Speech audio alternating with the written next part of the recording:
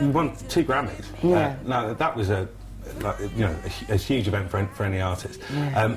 I read this morning that you've got Sarah Palin to thank for your success in America in a certain kind of a way. Yeah, I did, well, Saturday Night Live, I did that in the kind of like early autumn of 2008. And before that, I did a tour in like May or June, like a small tour, but across North America.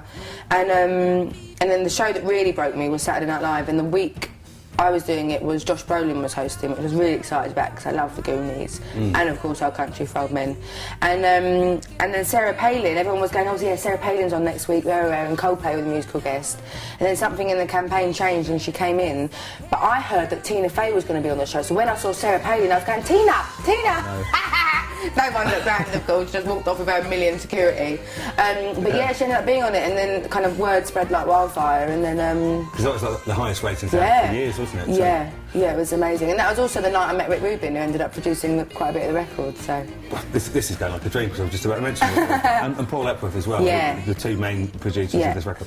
So that came about because you met him that night? Yeah, I met him there. He was in New York, doing something businessy, I guess. What's he like to work with? He's amazing. Yeah. He's really like, it's just all about the song, like all about the music, like it's so isolating in the studio but in a really great way, and we just vibed until it felt right, and there was no referencing to things in the charts that were like doing well or whatever, and seeing what was hot and what was not, and there was no samples used. It was all, I could sit here now and play the entire record completely live without any electricity, you know, it was just so organic.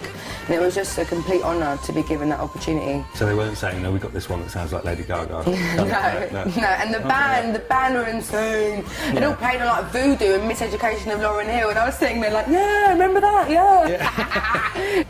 What little criticism there was of the first album, there wasn't much because it was very well received, but what little there was sort of suggested that maybe your songwriting and lyrics weren't quite as sophisticated as your voice. Yes. Do you think you've gone some way to kind of rectifying that situation here? Yeah, no, I made a huge effort to really kind of just swim in music for a while, and there was a point where I just sat in my house, and it wasn't a way of being like an egotistical thing and being like, yeah, well, I'm going to make sure my songs are as like, well, they think they're as good as my voice or whatever. But it was just like to prove myself, because I want to be a career artist. I want to show growth and development and progression and stuff like that.